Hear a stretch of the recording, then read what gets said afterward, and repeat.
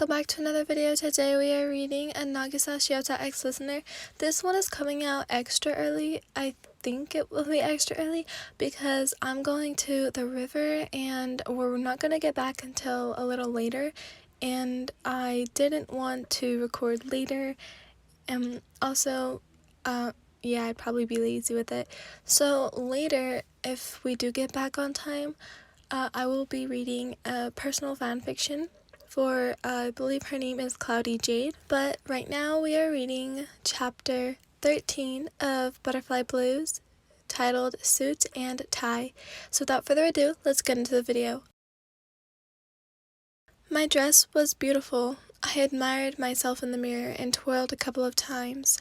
Honestly, I would date myself if I could. Yeah, I was just that cute. In fact, I might even go as far as to say I was sexy. Definitely a 10 out of 10. My dress was a kind of skin-tight cowl neck lace-up. The color was champagne and the fabric was satin, almost as beautiful as me. The dress went perfectly with what I picked out for Nagisa, and I hoped he would think the same as well. "Let's go," Mom says with a high-pitched tone. She did sound very excited, and I was too, I guess. Well, besides my plan to get my brother and best friend together, Nagisa would be with me the whole night. He'd have to entertain me, not that I would have much fun entertaining myself. Just the thought of being with him made my heart flutter. I ran downstairs to be met with a handsome brother of mine in a tux matched with an apricot tie and cufflinks. "Dear brother, I must say you look most dashing," I bowed. "And you, dear sister?" he responded with a sarcastic attitude while rolling his eyes. I scoffed and sat on the couch, picking up my phone to check the time. Yep, it was indeed time to go pick up Rio. We stepped inside our garage and hopped in our black SUV. Gakushu and my stubborn self sat in different rows. There were 4 seats in the back and 3 seats in the row behind us. I sat in the back, while Gakushu sat in the front. I knew what I was doing, but I didn't mind too much. Soon we pulled into the driveway of a beautiful decked-out 2-story house. It was the plain color of white, and had a picket fence surrounding it the same color. My face made a O shape, and my eyes widened. Was this really Rio's house? I'd never been to it, but I assumed it was, and, not to be mean, a little poor.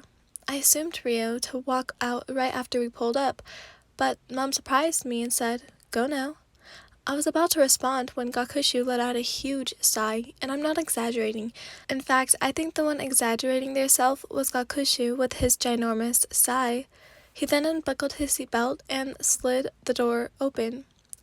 He made his way past the gate, then to the door. He then rang the doorbell and waited. I, of course, watched in amusement and a triumphant smile on my face.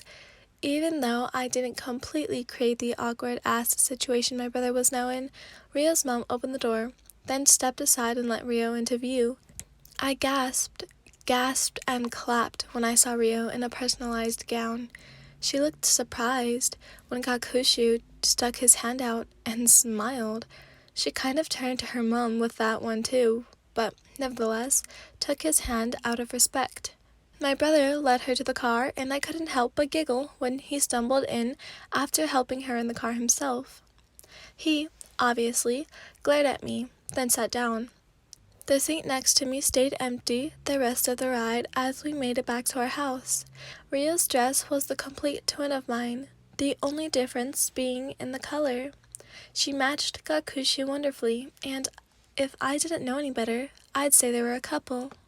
Her hair was styled in a half up, half down, which I was pretty pleased with, because Rio wasn't really Rio when her hair wasn't down, or at least somewhat. We pulled into our driveway, and Gakuho clicked the garage button, making the garage door roll up. He pulled in, and the door rolled back down. Gakushu stepped out of the car and walked to the other side to help Rio out of her seat. It was actually quite funny, and I had to hold in my laughter some more. I stepped out and greeted Rio while my parents walked inside, and as soon as we did, we heard the doorbell ring. It was time for the party to begin. As more and more people began piling in, the party got more lively. Gakushu and Rio were literally being treated like a couple, making them both clearly uncomfortable and me laugh even more. God had definitely blessed me this day, but I was about to get another blessing, or wish come true, if you would. I heard it.